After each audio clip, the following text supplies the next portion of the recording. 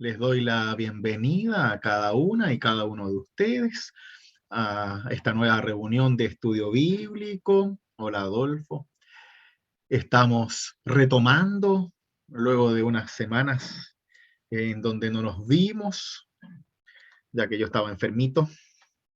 Gracias por sus oraciones y buenos deseos.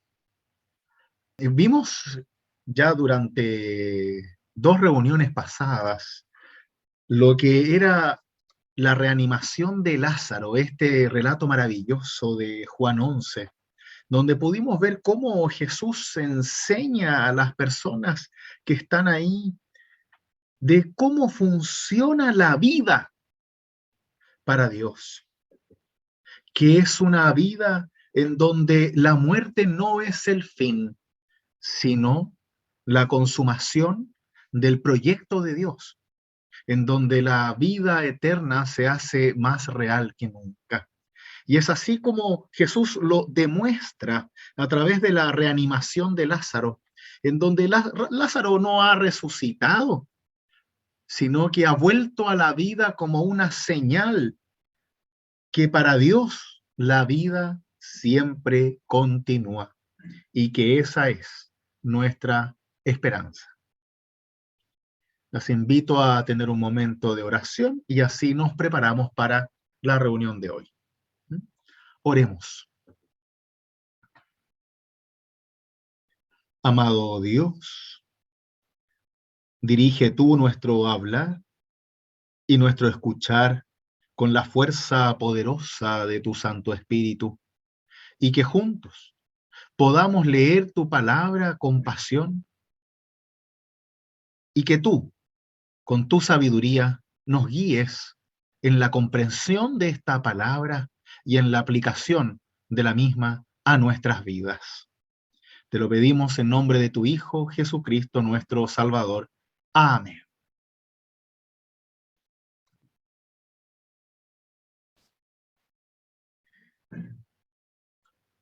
Entendiendo el contexto en que recibíamos de Jesús este proyecto de vida que se hace real en Lázaro, que viene a responder de alguna manera u otra a las expectativas de María y Marta, sus hermanas.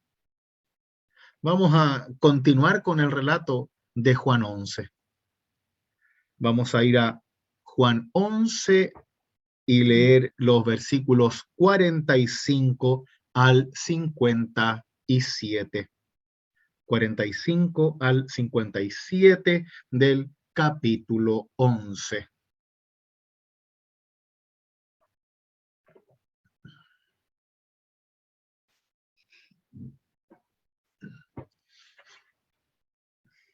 Dice así: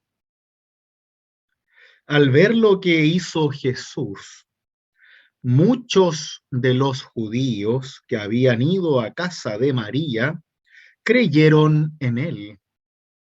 Pero otros fueron a ver a los fariseos y les contaron lo que Jesús había hecho. Los sumos sacerdotes y los fariseos convocaron un consejo y dijeron: ¿qué hacemos? Porque este hombre realiza muchos signos. Si lo dejamos seguir así, todos creerán en él. Y los romanos vendrán y destruirán nuestro lugar santo y nuestra nación.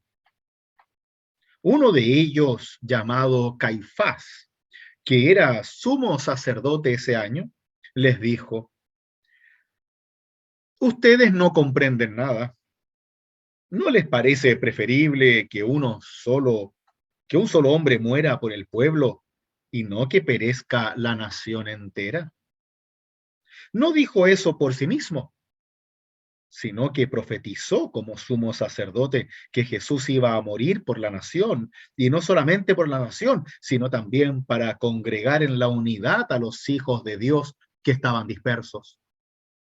A partir de ese día resolvieron que debían matar a Jesús. Por eso, él no se mostraba más en público entre los judíos, sino que fue a una región próxima al desierto, a una ciudad llamada Efraín, y allí permaneció con sus discípulos. Como se acercaba la Pascua de los judíos, mucha gente de la región había subido a Jerusalén para purificarse. Buscaban a Jesús y se decían unos a otros en el templo: ¿qué les parece? ¿Vendrá a la fiesta o no? Los sumos sacerdotes y los fariseos habían dado orden de que si alguno conocía el lugar donde él se encontraba, lo hiciera saber para detenerlo. Hasta aquí la lectura. Esta es palabra de Dios. Amén.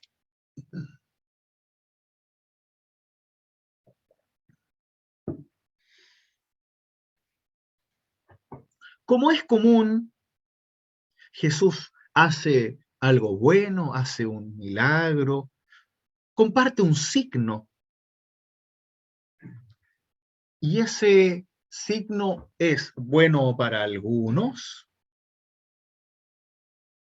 y no tan bueno para otros. Es recibido por algunos y rechazado por otros. Es como que a la gente le cuesta entender que el enemigo puede hacer cosas buenas también, o aquel que sigue un camino diferente puede hacer cosas buenas también. A nosotros nos pasa mucho eso cuando hacemos comparaciones políticas. El que es de derecha le cuesta confiar en que alguien de izquierda va a hacer algo bueno, ¿no? Y el de izquierda le va a costar muchísimo confiar en que alguno de derecha va a hacer algo bueno. Están esas desconfianzas instaladas en nuestras formas de vivir, porque vamos creciendo en el prejuicio. Es como que no se puede confiar, especialmente cuando crecimos en una determinada línea, ya sea política o religiosa. Cuesta demasiado abrirse de esa línea y entender que el del frente no hace todo mal. El del frente no es entero malo. El del frente no es solo un asesino o un ladrón. Pero como lo tenemos metido adentro, ese juicio, por distintas experiencias, tanto propias como heredadas, nos cerramos a esa posibilidad. Asimismo le sucedía a los sacerdotes, a los fariseos, que estaban acostumbrados a vivir una fe judía centrada en la ley, centrada en la seguridad de la ley, porque la ley te da eso. 1 más 1 es igual a 2, entonces tú tienes que hacer esto, esto, y el resto no hay problema, simplemente se hace. Y si no se hace, se castiga. Si se hace, premio. Entonces era todo mucho más sencillo. Cuando nos dicen que tenemos que empezar a pensar por nuestro propio medio, que tenemos que actuar por amor a Dios y no porque una ley lo dice, si tenemos que obrar por el prójimo en respuesta al amor de Dios y no porque hay un castigo o un premio, las cosas cuestan mucho más. Y ahí empezamos a utilizar el juicio para alejarnos de esas situaciones. Vemos si lo merece o no, si tiene méritos o no, etcétera. Así, por un lado, muchos de los que estaban ahí en la casa de María creyeron en Jesús. ¿Por qué? Porque habían visto la obra de Jesús ahí mismo. Habían visto que Lázaro sale de su sepulcro y sale caminando. Y Jesús dice que lo desaten para que pueda moverse en libertad, para que pueda seguir funcionando en la vida. Es un milagro de otro mundo, mucho más fuerte que dar de comer o sanar una enfermedad. Es reanimar a alguien fallecido. Es asimilar una nueva esperanza que no estaba para nada asimilada como parte de la realidad de la fe de Israel. Unos abrazan esa esperanza, otros la ven como un obstáculo. Y en este caso son los fariseos y los sacerdotes. ¿Por qué nos detenemos en esto que puede ser tan engorroso? Es más entretenido hablar de Jesús que hablar de estos tipos, ¿no? Y el problema es que estos sacerdotes, estos fariseos, doctores de la ley, son un espejo de lo que muchas veces somos nosotros mismos. Cuando no queremos transar nuestras seguridades, nuestros privilegios, nuestra forma estructurada ya de vivir en donde ya no queremos cambiar nada. Es tanto el miedo que tienen que convocan a un consejo, ¿no? A todos los líderes religiosos. Por un lado los sacerdotes, por otro lado los fariseos, que son los que tienen encargado la enseñanza, que no tenían tantas cosas en común, ¿eh? Habían varias teologías diferentes entre ellos, no compartían mucho, pero como ya lo sabemos también en política, cuando vemos que conozco al enemigo de mi enemigo, me doy cuenta que es mi amigo, ¿no? Es decir, que nos unimos entre aquellos que antes éramos enemigos si tenemos un enemigo en común. Y así se juntan los sacerdotes con los fariseos, que no se llevaban bien entre sí, pero si se tienen que juntar en contra de algo, pues vaya que lo hacen. No es muy distinto a lo que le pasa hoy en día a las iglesias, ¿no? Por ejemplo, la iglesia católica con la iglesia evangélica no tienen nada que ver, son como dos planetas aparte y no se hablan. Pero si tienen que unirse para ir en contra de los homosexuales, por ejemplo, lo van a hacer. Si tienen que unirse para hablar en contra del aborto o de cualquier otra cosa, lo van a hacer. Porque al menos en eso concuerdan, aunque no concuerden en muchas otras más cosas, ¿no?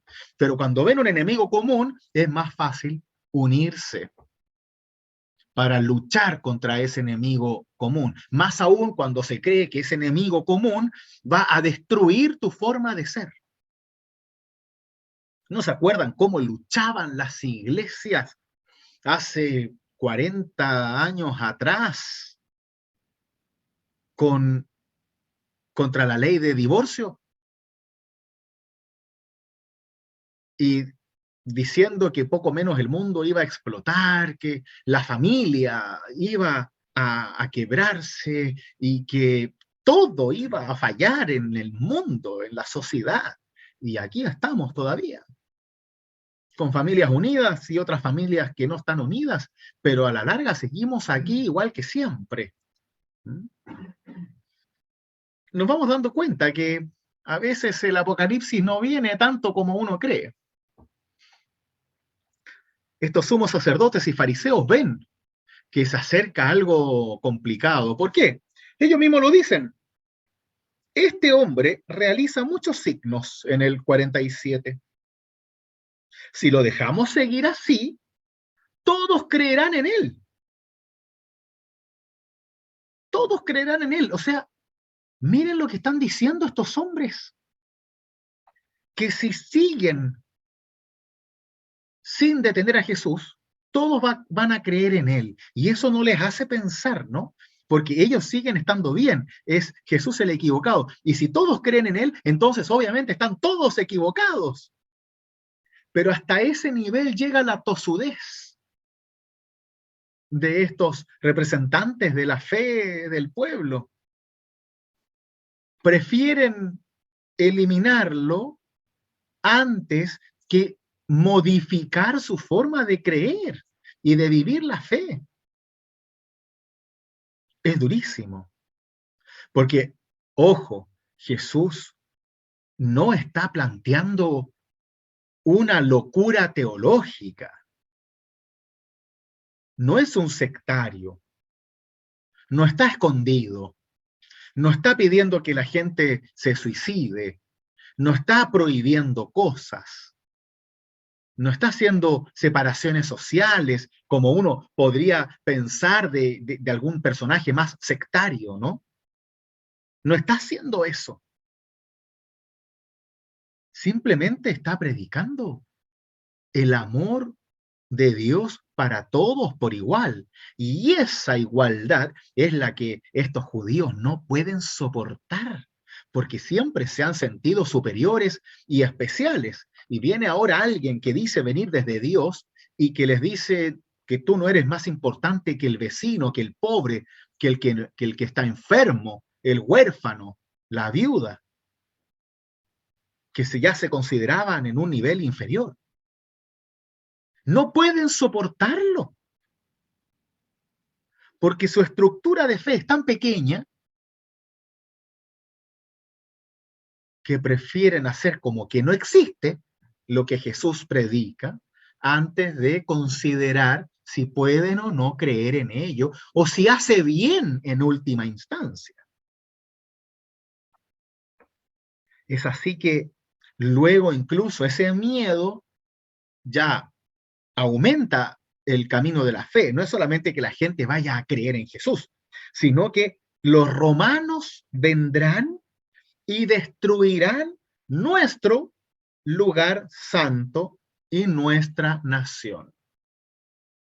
O sea que van a romper aquello que es de ellos, no de Dios, de ellos. Lo que más les da susto es que la predicación de Jesús les quite su espacio de poder, su espacio de influencia, su espacio político religioso en donde ellos son Dios. Porque ya no están predicando a Dios en esos lugares, están predicando a sí mismos. Y ese es el peligro de toda iglesia. Cuando empezamos a predicarnos a nosotros, separándonos del resto, en vez de unirnos al mundo en sus necesidades y predicar a Dios en ese mundo.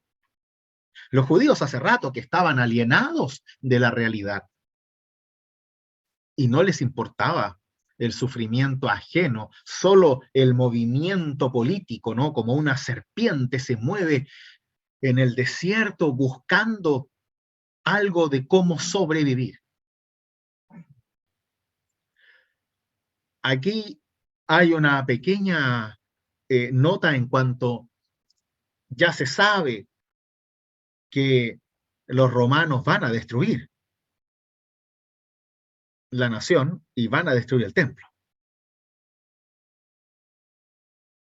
En el año 70, debido a las constantes rebeldías de los celotes, estos rebeldes violentos y guerrilleros judíos, los romanos ya se cansan y eliminan la nación de Israel, queman Jerusalén y queman junto con Jerusalén el templo, bajo el mando del general Tito, que hace una espiral, como ya les he explicado, ¿no?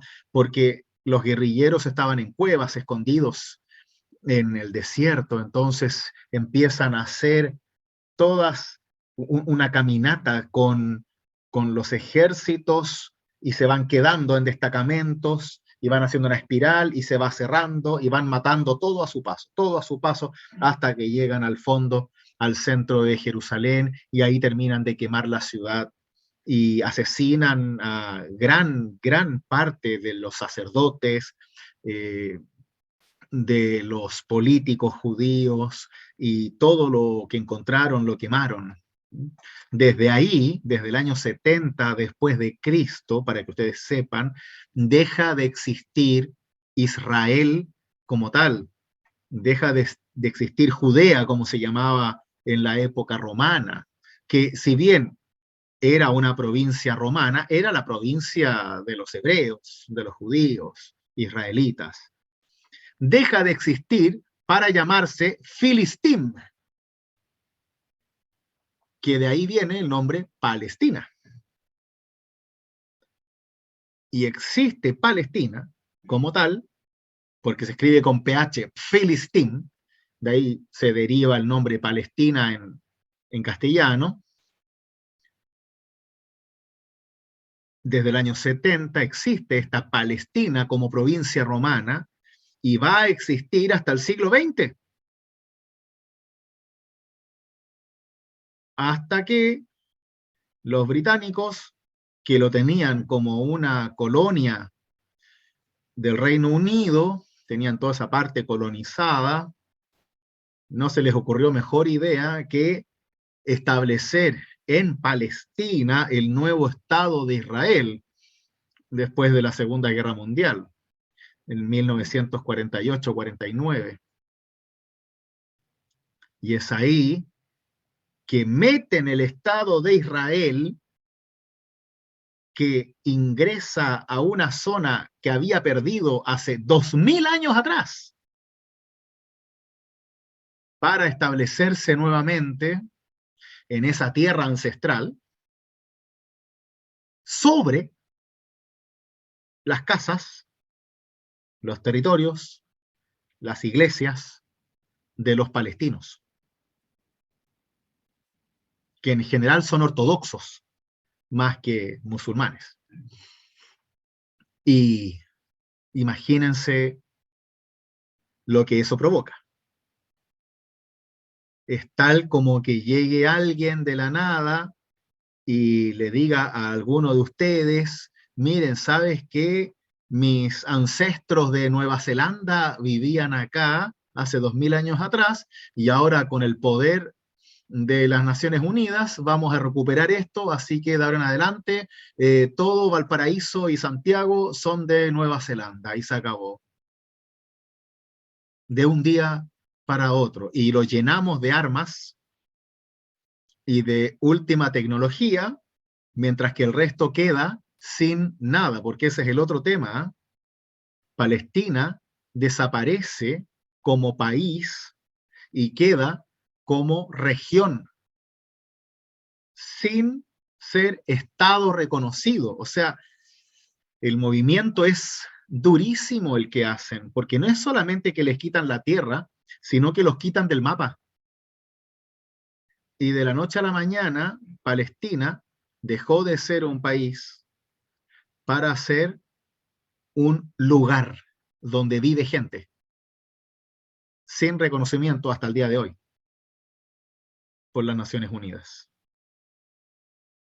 Así que si ustedes creen que los palestinos son malos porque les tiran unas bombas a los israelitas de vez en cuando, piénsenlo muy bien, porque sabemos que los israelitas hacen las víctimas con todo lo que hacen, pero ellos han ido construyendo sus casas, sus aeropuertos, sus hoteles, sus empresas en los patios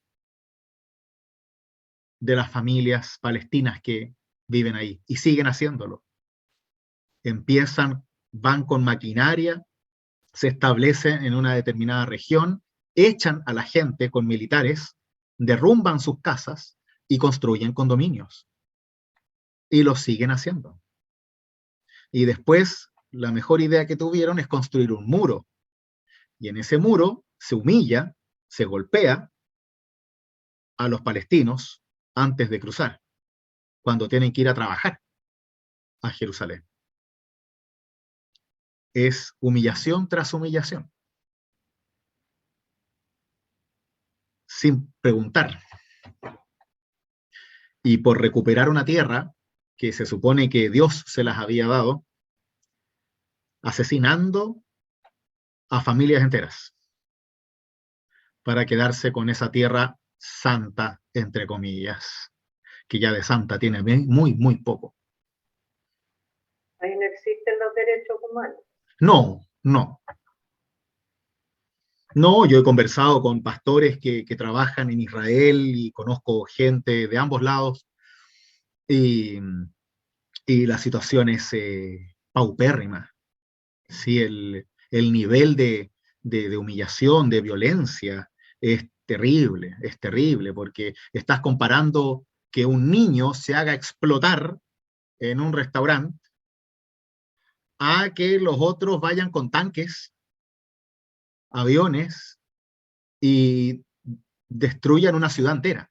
O sea, esa es la comparación que hacemos entre el daño que hacen los palestinos, que tampoco estamos diciendo que es correcto, a la respuesta que hacen los israelitas.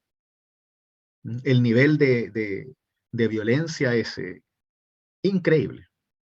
Y de asesinato peor todavía. Oh, estamos en el siglo XXI.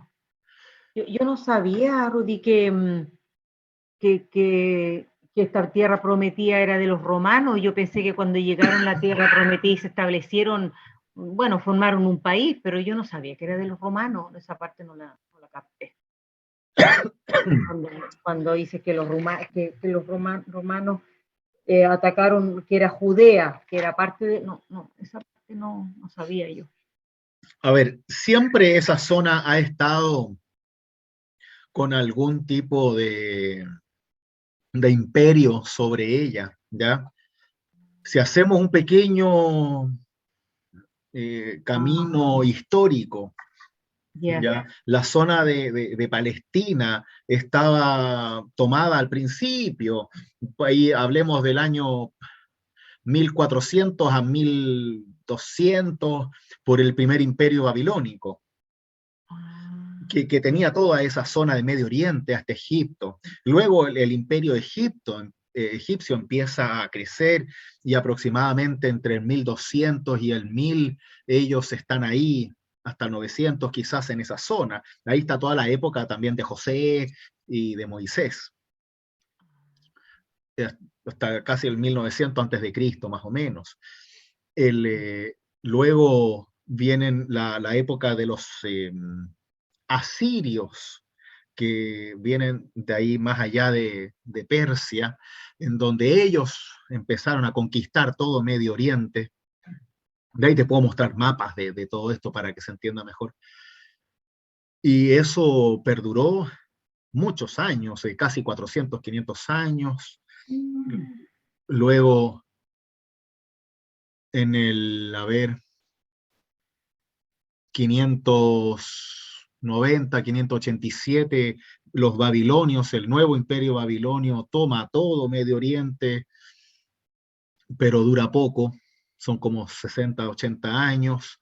Después los persas controlan todo el imperio babilónico y se quedan hasta el año 333 más o menos, antes de Cristo, hasta que llegan los griegos.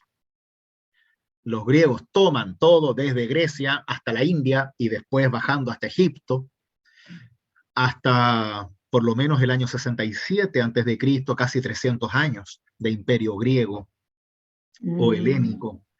Y de ahí pasan los romanos. Los romanos desde Roma conquistan todo, pero más que nada lo que es la cuenca del Mediterráneo, no van tan lejos como la India, y controlan todo el Mediterráneo a la larga, ¿no? Desde el 67 aproximadamente antes de Cristo, y toman Palestina, ¿no? Toman toda esa zona, Egipto, todo. Y eso y hasta el siglo IV, V, después de Cristo. Ahí está, justo cuando nace Jesús, ya. Claro. Ya, perfecto. Jesús nace dentro del Imperio Romano. Ya, perfecto. Ya no sabía eso, claro. Sí, toda historia bíblica está bajo el poder de un imperio de turno. ¿Ya? La única época en donde Israel, dentro de la historia bíblica, es libre, es en la época de los macabeos. En las Biblias católicas están los deuterocanónicos, que lo tenemos también en nuestras Biblias que son católicas. Y ahí hay dos libros que se llaman Primera y Segunda de Macabeos. Son libros muy buenos. Y ahí se cuenta la historia de Judas Macabeo, que era un sacerdote que, cansado de las herejías de los griegos, o sea, de los judíos en la época griega, que empezaron a seguir las religiones griegas, empieza a hacer una limpieza, una purificación de la misma fe judía, matando a los sacerdotes que seguían las tradiciones griegas. Y se establece la primera guerrilla, que son precisamente los macabeos. Y es muy interesante esa historia, es una historia real, digamos, ¿no? Y ahí se inicia la guerrilla, ¿ah? Ellos son los iniciadores de este concepto de guerrilla, de atacar por atrás y esconderse, de ir matando de a uno hasta que te metes en la cabeza del enemigo. Y fueron tan precisos estos guerrilleros, hijos de sacerdote, ¿ah? Judío, él y su familia, y después se fueron agregando más personas, que terminan independizándose de Grecia. Y cuando el año 67 vienen los romanos, pasan por Israel, y para no entrar en guerra con el pueblo de Israel, les dicen, oye, ¿qué tal si nos dejas pasar hacia Egipto? Porque nosotros vamos a conquistar Egipto. Y no queremos tener problemas con ustedes, así que déjennos pasar, nosotros vamos a Egipto y no los molestamos. Los israelitas, que en realidad no tenían mucho por dónde elegir, dijeron, sí, claro, pasen, y se quedaron. Y obviamente que nunca más sacaron a los romanos de ahí. Pero tienen como 100 años de independencia, pero es el único tiempo en donde no hay un imperio que controle todo ahí, una dictadura. Entonces los judíos, por ese lado, también lo han pasado pésimo, ¿no? Porque han estado siempre bajo un imperio que los ha tratado mal. Sí. Bueno, yo súper ignorante, porque en realidad Poncio Pilato parece que el gobernador de la zona, y Tiberio parece que era el emperador en esa época. Entonces, claro, Imperio Romano. Sí, ahora ya. ¿Cierto? Sí, ya. Sí. Qué impresionante. Claro, así es. Está todo muy conectado. Pero recapitulando, tenemos que en el año 70, tal como dice el sumo sacerdote, va a caer el templo, va a caer la nación.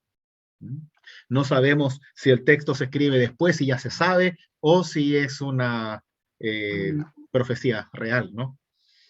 El tema es que este sacerdote viene a poner palabras de Dios en su boca, ¿no? Él mismo dice que va a caer el pueblo, que va a caer el templo, que eso ya lo sabemos, y por otro lado, dice algo que también sucede, y es precisamente que un hombre muera por todo el pueblo. Aquí él lo hace ver como si fuese algo que se le ocurre a él. Matémoslo a Jesús y así nos sacamos el problema. Pero en realidad, ese hombre que muere por todo el pueblo es la profecía que viene desde la época de los profetas del Antiguo Testamento, del Mesías. Entonces, no sabemos bien si es que en este caso, este relato, ¿no? Este pedazo en donde habla el sacerdote, no han puesto palabras en sus labios señalando la profecía de Dios, ¿no? Y lo ponen en boca de un sumo sacerdote. Es algo bien irónico, porque de alguna forma este sumo sacerdote que quiere matar a Jesús es el que va a hacer cumplir la palabra de Dios. Así es como Dios va invirtiendo los roles y las realidades de la humanidad, de algo que nace de una maldad absoluta. Dios da salvación absoluta. En donde el ser humano busca la muerte, Dios entrega vida. Y eso es en donde vamos conociendo realmente a Dios. En esa diferencia radical de lo contrario a lo que somos muchas veces los seres humanos, que buscamos muerte, venganza, miedo, terror, y Dios lo invierte en vida, en perdón, en fortaleza. Y qué importante es que aprendamos a ver eso.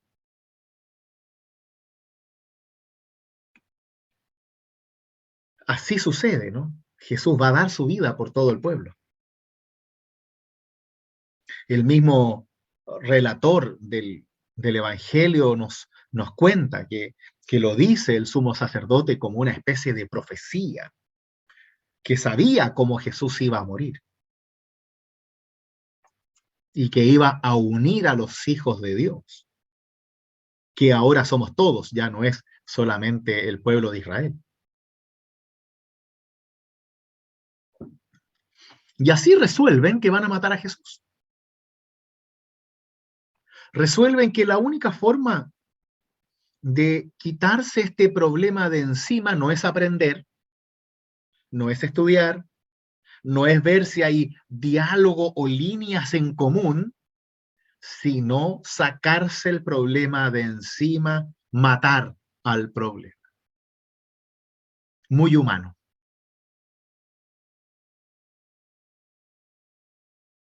Y así Jesús, que entiende lo que estaba sucediendo, y si no, más de algún espía pro Jesús había entre los sacerdotes y los fariseos, como ya sabemos, como Nicodemo, por ejemplo, le tiene que haber contado. Entonces, ahí Jesús sabe que la próxima vez que lo pillen, probablemente será la última. Y así, sin rechazar su destino,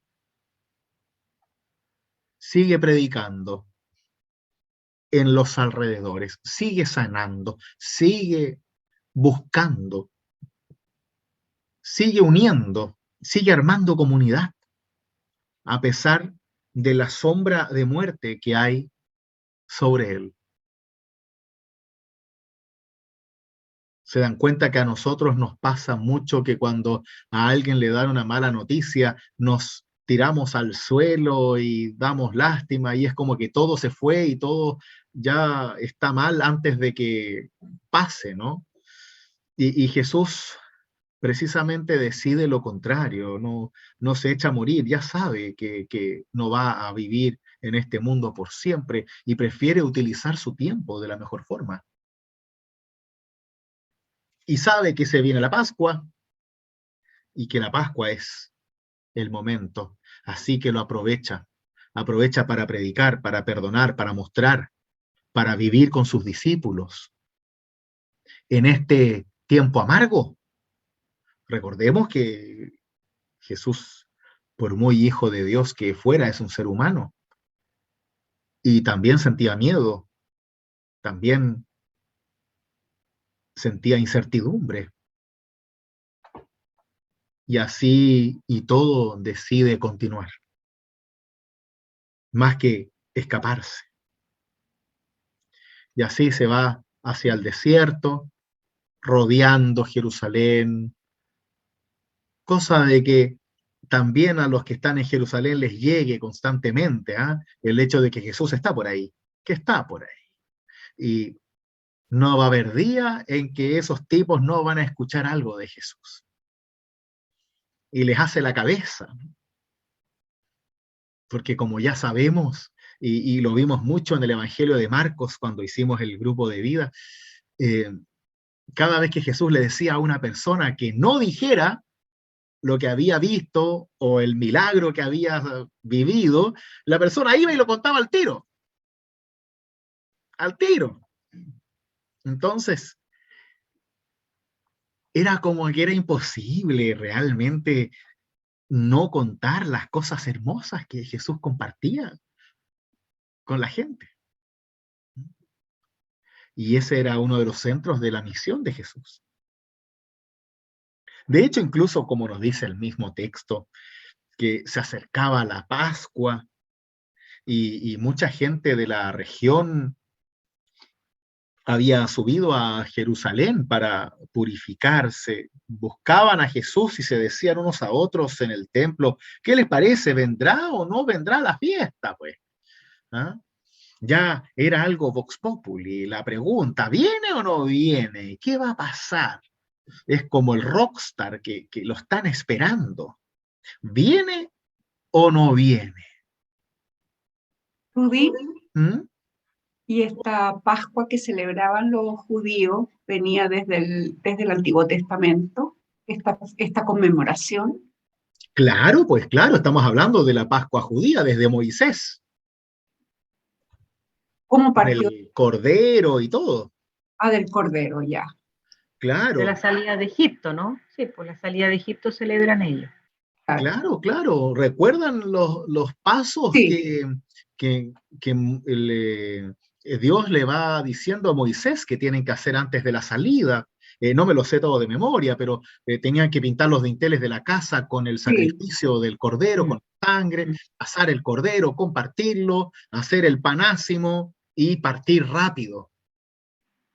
Y es la misma cena del Pesaj, ¿no? Que hoy día se celebra. Sí. Y también habla de los primeros días de Abib, parece que es como abril, pero le decía los primeros días de Abib que tenía que festejar esa Pascua. Bueno, en realidad es la primera luna llena. Allá. Ujú. De equinoccio de otoño. De No sé. otoño, sí. Bueno. Para Ah, nosotros, Ya, la ya, primera ya. luna llena de otoño, entonces. Gracias. primavera en el oriente. Ah, ya, ya. Para ellos primavera, para nosotros otoño. Gracias, Jani. Siempre se me olvida eso. Ahí están, ellos están en el hemisferio norte, ¿no? Exactamente, pues. Ya, ya, Oriente. ya. No, pues Y norte-sur.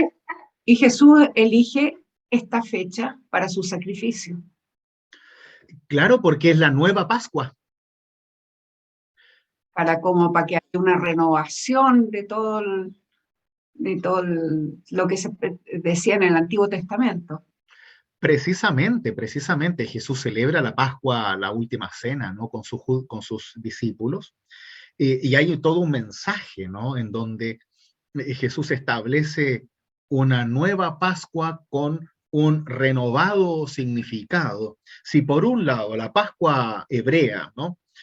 Es el salir de la esclavitud hacia la libertad, Jesús establece una Pascua más profunda, en donde se sale de la esclavitud ya no física, sino de la esclavitud del pecado, para vivir la verdadera libertad de los hijos de Dios desde la fe. Es la esclavitud de la muerte hacia la vida, del pecado hacia el perdón, de la vida sin sentido a una vida con Dios. Ya no se trata de compartir un ritual, se trata de vivir una fe que te haga sentir viva y que esa vida no te haga sentir llena por el momento de esa fiesta, sino hasta la vida eterna. Porque ese paso por el mar rojo que hace el pueblo de Israel, por mano de Moisés y el poder de Dios, es el paso que ahora Jesús abre para todos los creyentes, y es un paso no hacia a la tierra prometida como tal, sino a la comunión con Dios, a la vida eterna con Dios, a la esperanza con Dios. Es mucho más que una Cruzar. visión de paraíso, es vida, es aprender a vivir con Dios y para Dios. Esa es la nueva Pascua. Por eso, nosotros como cristianos también celebramos la Pascua, que es la Pascua de Jesús, que viene a darnos una nueva vida, una nueva libertad y una nueva esperanza. Ya no celebramos el hecho de que Dios rescata a un pueblo, celebramos de que Dios rescata a todos los que quieran ser rescatados.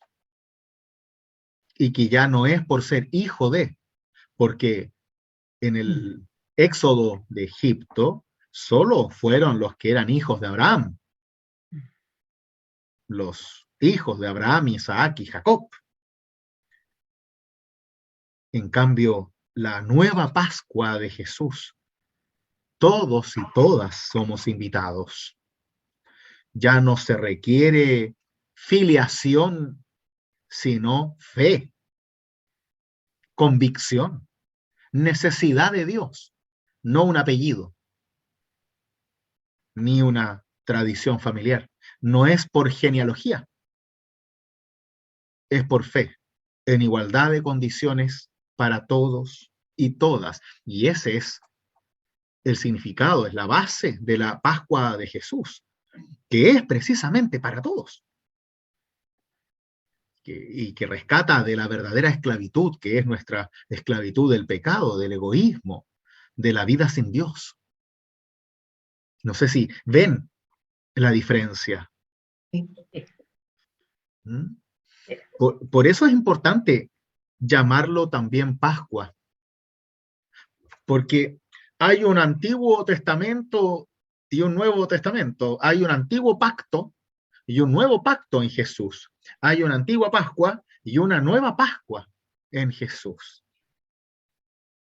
Hay una nación y ahora hay un pueblo entero, el mundo entero, que recibe ese amor de Dios. Y eso es para nosotros una esperanza que no tiene límites. Es una maravilla. Y eso es lo que hace Jesús, porque ya no es para unos pocos especiales y perfectos, es para todos y todas. Y cada vez que queremos ser como esos fariseos o sumos sacerdotes que pretenden reservarse para ellos el templo, reservarse para ellos a Dios, la tradición religiosa, recordamos las palabras de Jesús en donde no, ya no quiero más sacrificios, sino que quiero misericordia. Ya no es por mérito, no es porque te lo ganaste, es por amor de Dios. Y hasta que no aprendas a aceptar el amor de Dios en tu vida, vas a seguir en la meritocracia toda tu vida, perdiendo el tiempo tratando de ganarte a Dios en vez de vivir a Dios en su libertad. Y así vivir en nuestra libertad responsable cada día desde la fe. ¿Lo ven? Esto es vital para poder comprender nuestra vida de fe. Pero para hacerlo tenemos que ponernos en el lugar de estos fariseos, de estos sacerdotes que van en contra de la predicación de Jesús, en contra de la libertad que Jesús regala. Porque seríamos realmente ingenuos si pensáramos que no nos pasa lo mismo a nosotros o que no hacemos también lo mismo nosotros. Si también somos seres humanos, si también queremos tener la razón y no nos gustan los cambios. Imagínense lo que cuesta que venga un pastor nuevo en una iglesia, que se supone que es de la misma línea.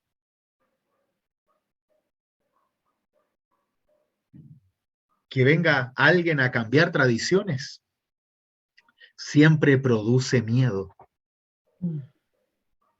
Y el peor error que podemos cometer es tratar de eliminarlo antes de escucharlo. Es aplicar la violencia antes de practicar el amor. Y sí, nos da miedo el cambio. A veces no hay que cambiar. No es que uno tenga que cambiar a cada rato y con cada persona. El tema es escuchar, es estar abierto al diálogo y darse cuenta que en una de esas no estamos haciendo todo bien. Y que puede que alguien de afuera, menos digno, con otro apellido, con otro color, con otras tradiciones, pueda ayudarnos a vivir mejor nuestra fe, ¿o no? Es ser flexible. Claro, ser humilde. Cuesta cuando uno vivió, no sé, por una misma iglesia toda su vida y en una línea más o menos, llega alguien y da susto.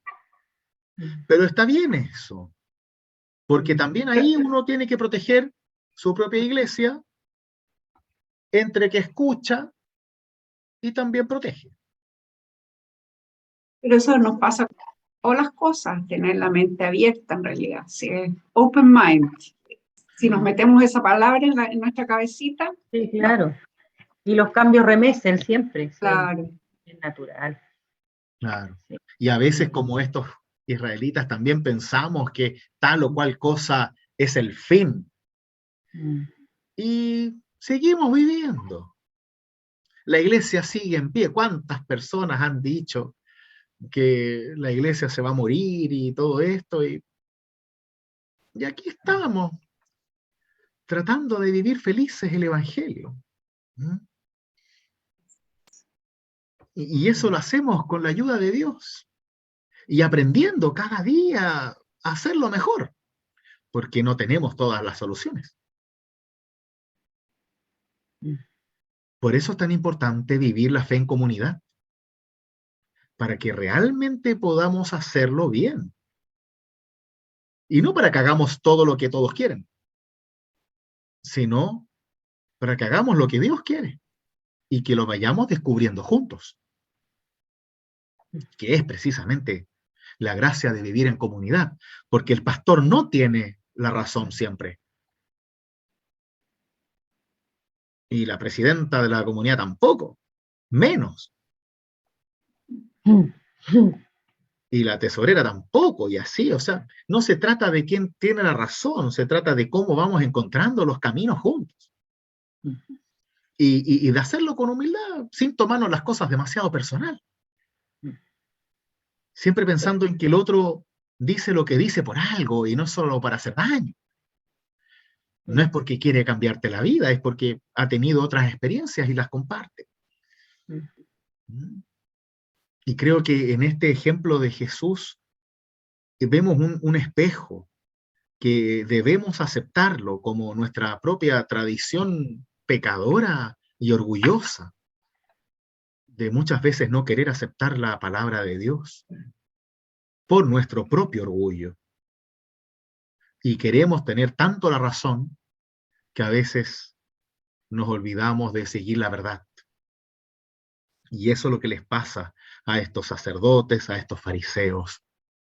Necesitan tanta ley que no hay espacio en esa ley para el amor, para el perdón, para el aprendizaje, para una nueva hermenéutica, una nueva interpretación, para unirse a las necesidades del mundo y no simplemente cerrarse a lo que ellos ya tienen establecido para siempre.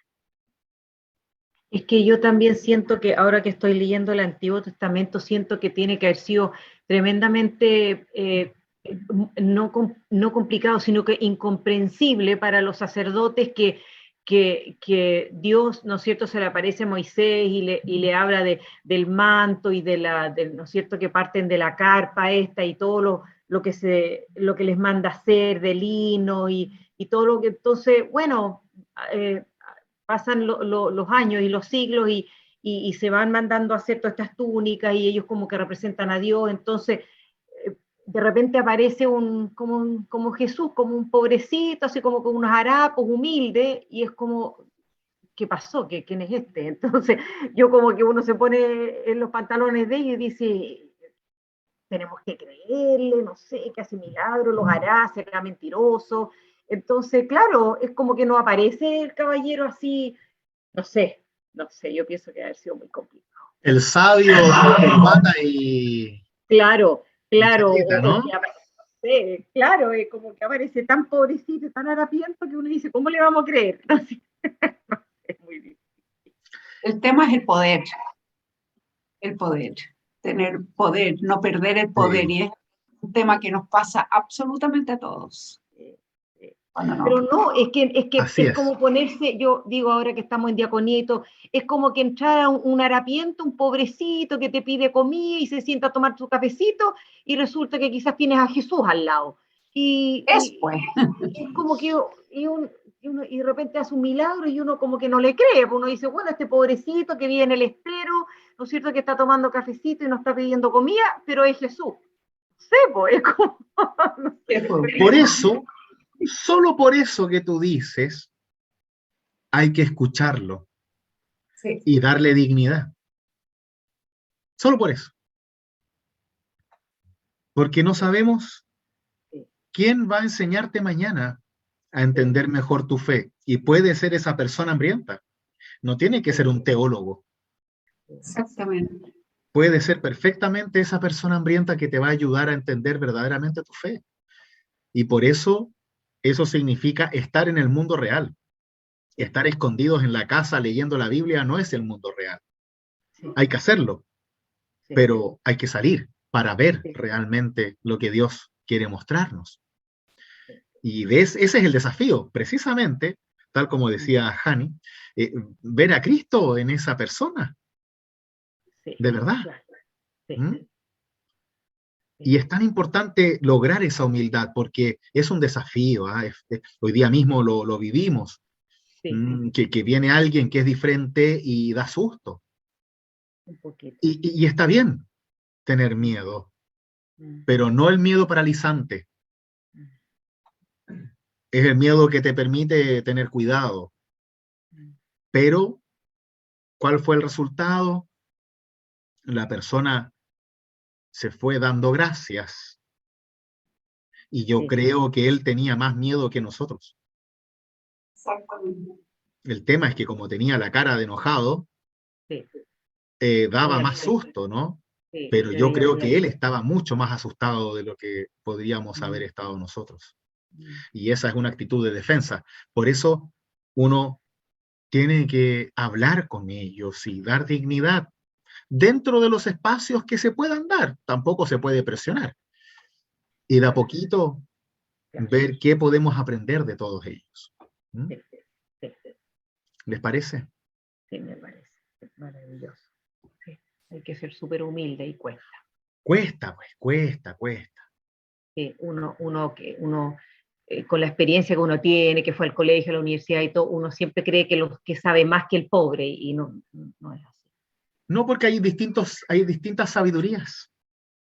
Claro, Claro, tú puedes saber más de un montón de cosas, matemática, claro, claro, claro, pero no se come con matemáticas, digamos. O sea, sí, sí, la vida te va mostrando distintas sabidurías y uno tiene que estar abierto a ver cuáles de esas te hacen bien, cuáles te hacen mal, cuáles te guían hacia una vida de orgullo y cuáles te permiten ser humilde y poder servir y amar en este mundo tan necesitado. sí, ¿Mm? exactamente. Sí, servir y amar. Mm, Pues que sea Dios mismo que nos ayude a realizar esta obra, que mm, nos ayude a vernos continuamente en este espejo de pecado, de orgullo, y que nos ayude a ser tan humildes como para estar siempre escuchando su palabra, sintiendo su espíritu y siguiendo los pasos de Cristo Jesús. mm, Que así sea. mm. Amén. Amén. Mm. Muy bien, queridos, queridas. Tuve una bonita experiencia hoy día.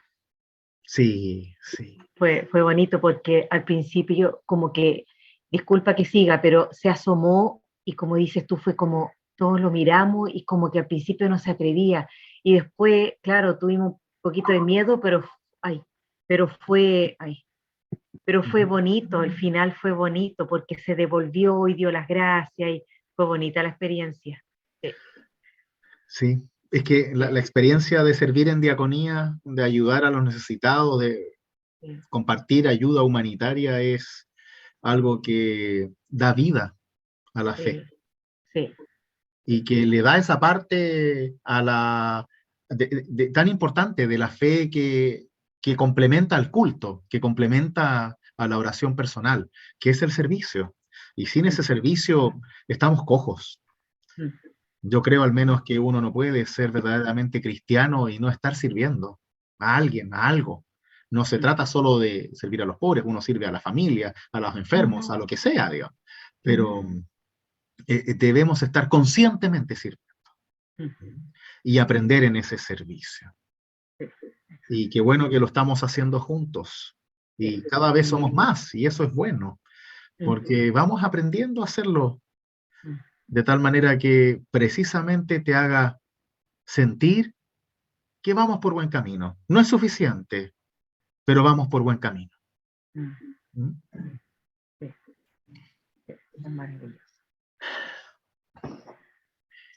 Oremos Y así damos gracias a Dios por estos momentos en donde podemos compartir su palabra y también compartir su amor por todos nosotros. Oremos.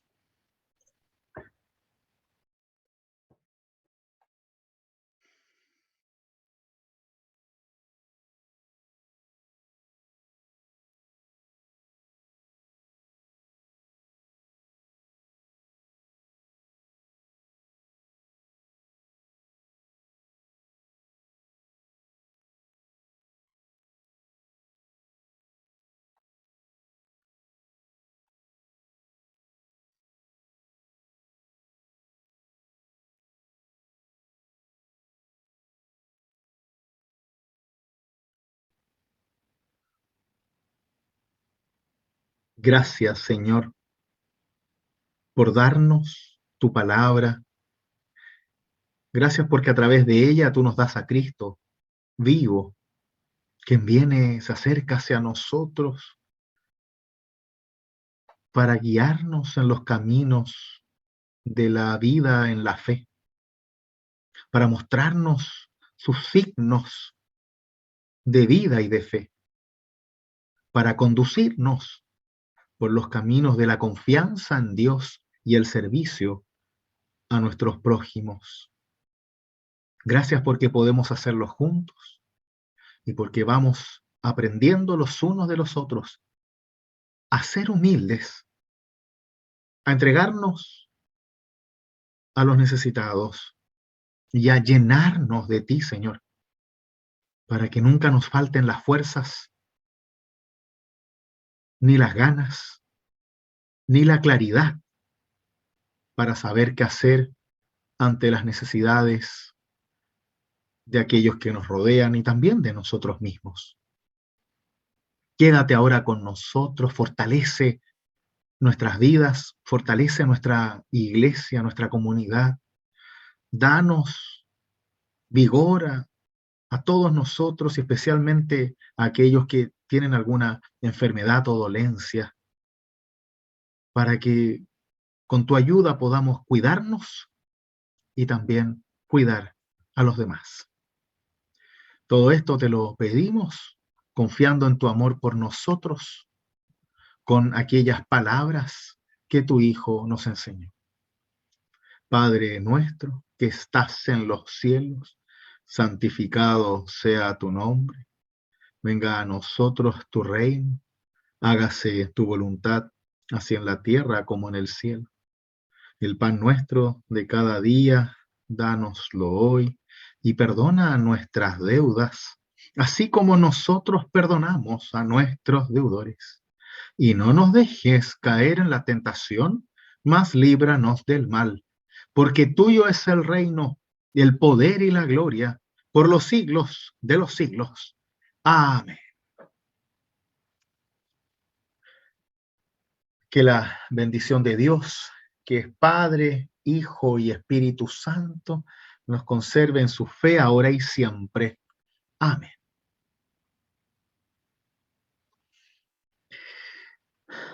Nos vemos pronto, queridas mías, y espero verlas también en los cultos, confirmación, diaconía y en todo aquello que aún tenemos por hacer.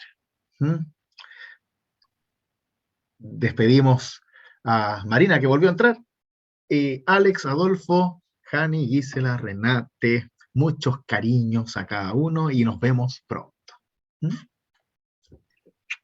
Los quiero mucho. Yo también. Chao, chao.